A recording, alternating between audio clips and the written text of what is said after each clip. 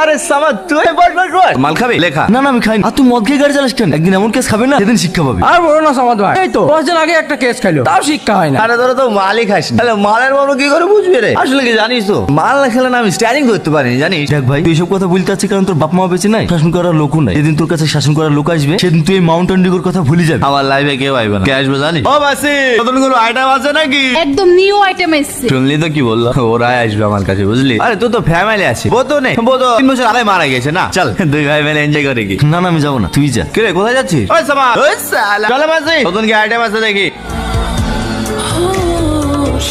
ক্ষমতা আমার কাছে আসার চেষ্টা করবেন না, আমি ওরকম মেয়ে না। ওই সালা, আরে তুই ভালো মেয়ে তো এখানে কি হচ্ছিস? আমার বাপ মা কেউ বেশি না, কিছু পয়সা নেবে আমার চাচা আমাকে কিনে বিক্রি করতে গিয়ে। আরে শুধু তুই না, এখানে যারা যারা আসে না এই তোর মতন, তাদের পিছনেও অনেক ঘটনা থাকে। আমি বাঁচতে চাই, দয়া করে আমাকে এখান থেকে উদ্ধার করো, আমাকে এখান থেকে নিয়ে চলেন।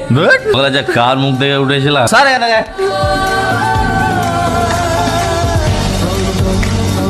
কি ব্যাপার গুরু, এত তাড়াতাড়ি চলে আসলে যে? ওই সালা, আর বলিস না। আস্তে আস্তে। যা যা বস বস।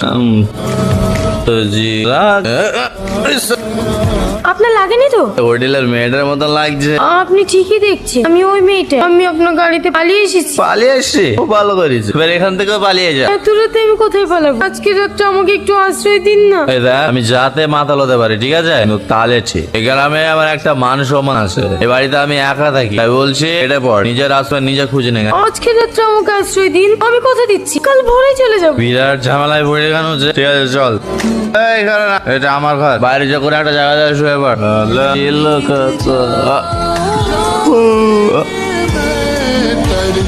এ বাড়ি কার? শালা কালকে নেশার ঘরে কার বাড়িতে ঢুকে পড়েছে রে? তো আমার বাড়ি, কিন্তু এভাবে সাজালো কে? আমি এই নিন আপনার চা। তুমি কে? কাল রাতে তো আপনি আমাকে আপনার বাড়িতে আশ্রয় দিলেন। সার করে কখন যে কি করি।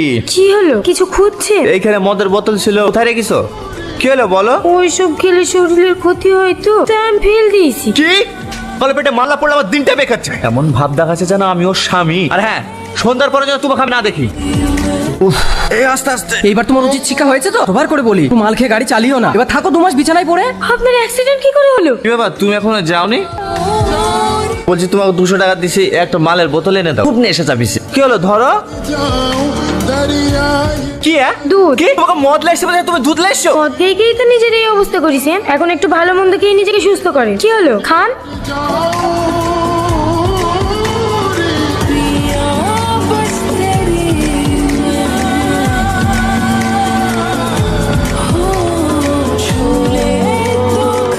আরে অনেকদিন পর আমার স্পেশাল কাস্টমার এসেছে রে, ওকে একটা ব্ল্যাক লেভেলের বোতল দে। না না মাসি লাগবে না, মাল খাওয়া ছেড়ে দিছি।